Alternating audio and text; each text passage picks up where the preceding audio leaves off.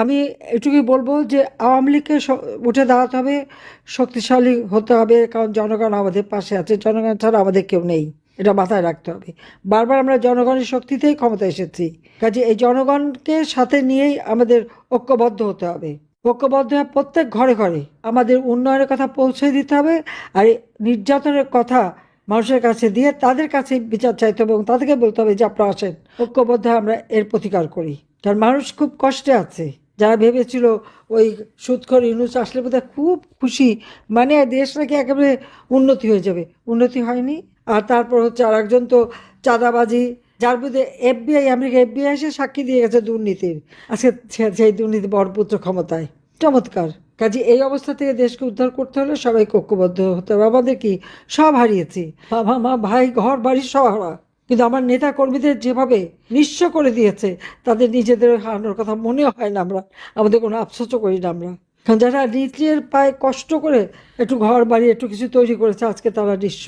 মাকে গ্রেপ্তার করে নিয়ে যায়, ছোট্ট শিশুকে সহ গ্রেপ্তার করে, আজকে মাতৃস্নেহ বঞ্চিত। পিতাকে গ্রেপ্তার করে, না পেলে বাবা মা সবার উপরে নির্যাতন করে, বয়োবৃদ্ধ তাদের উপরে নির্যাতন করে। আর ধর্ষণ তো এটা তো তাদের উৎসবে পরিণত হয়ে গেছে, প্রকাশ্যে করে যাচ্ছে। চুরি ডাকাতি ছিনতাই, ঘরে বাইরে কোথাও মানুষের শান্তি নাই। এই অবস্থা থেকে দেশকে বাঁচাতে হবে, তার জন্য একমাত্র জনতার শক্তি। আর একটা মনে রাখবেন যে জনগণের শক্তি যদি আপনার পাশে দাঁড়ায়, তো অনেকে যে যা আজকে বলুক না কেন, তারাও আপনার পাশে দেশে বিদেশে থাকতে বাধ্য হবে। সেইভাবেই সবাইকে ঐক্যবদ্ধ হতে হবে।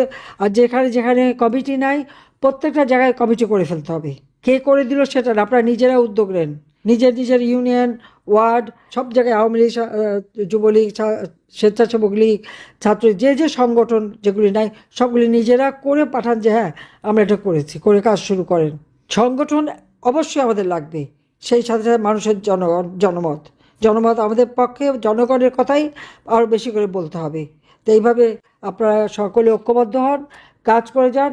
ইনশাআল্লাহ এই দুঃশাসনের হাত থেকে দেশকে মুক্ত করব, সকল রাজবন্দীকে মুক্ত করব, আর দেশটাকে আবার আমরা উন্নত করব। এই স্বাধীনতা, লাখো শহীদের রক্তের বিনিময়ে অর্জিত স্বাধীনতা কখনো বৃথা যেতে পারে না, আমরা বৃথা যেতে দেব না, এটাই আমাদের প্রতিজ্ঞা। জাতির পিতার স্বপ্ন আমরা বাস্তবায়ন করব। ক্ষুধা, দারিদ্র্যমুক্ত, উন্নত, সমৃদ্ধ, সোনার বাংলাদেশ আমরা গড়ে তুলব। 41 সালের মধ্যে স্মার্ট বাংলাদেশ গড়ে তুলব ইনশাআল্লাহ।